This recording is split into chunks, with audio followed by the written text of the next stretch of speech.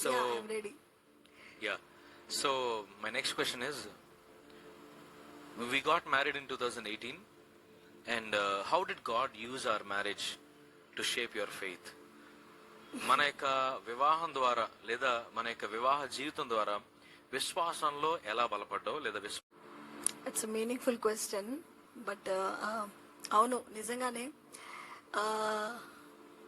Marriage Hess thought మీ దేవుడు నా మ్యారేజ్ని ఎలా యూజ్ చేశారంటే he thought me grace, selflessness. First thing is selflessness. నాకన్నా నేను నా భర్తనే ఎక్కువ ప్రేమించాలి అనే ఆ లెసన్ని దేవుడు నాకు నేర్పించారు.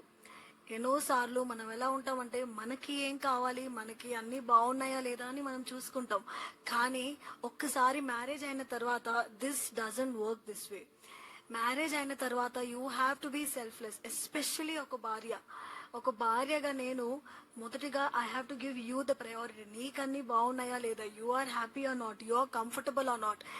ఫర్ ఎగ్జాంపుల్ చెప్తాను, ఇప్పుడు మనం ఇద్దరము ఎక్కడికైనా వెళ్తాము, let it be any prayer or any weekly service or something.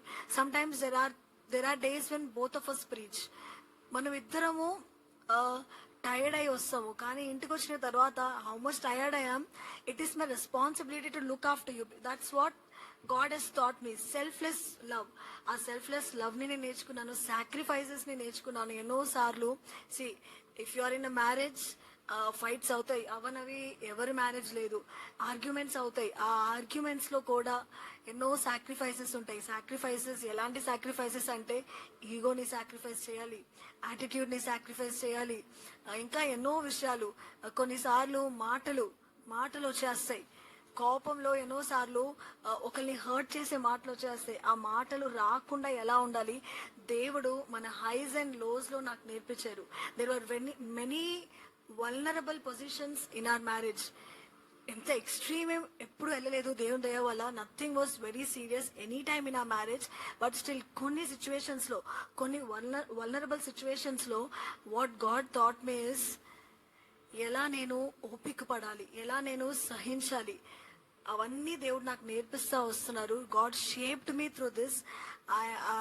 ఎప్పుడు గొడవైనా, ఎప్పుడు ఫైట్ అయినా I used to pray about it. I earnestly used to pray about it. So ఈ మ్యారేజ్ లో ఇంకొకటి నేను ఏం నేర్చుకున్నానంటే I learned to pray. When the situations are not good, జీవితంలో ప్రతికూల పరిస్థితులు వచ్చినప్పుడు you have to pray about it. మాకు చాలా కమెంట్స్ వస్తాయి, మనకి చాలా కమెంట్స్ వస్తూ ఉంటాయి usually about the marriages, divorce గురించి కానీ ఏదైనా. సో నేను అందరికీ చెప్పే ఒక టిప్ ఏంటంటే, ఒక మ్యారేజ్ టిప్ ఏంటంటే pray honestly. Pray for your husband, pray about your husband, pray for your marriage. మీరే చూస్తారు దేవుడు మీ జీవితంలో ఎన్నో కార్యాలు చేస్తారు. So that's how God shaped me and my faith through this marriage. Okay. But actually the question is, how did the marriage shape your faith? That's what I learned to pray. When the situations are not good, I learned to pray. I learned to sacrifice. I learned to give selfless love. So that's how my faith got built up in God. Oh, okay, if I do these things, my marriage is going to run good. If I have faith, my marriage is going to run good. So that's how God built my faith up. Okay, wonderful. So yeah, what she said is true.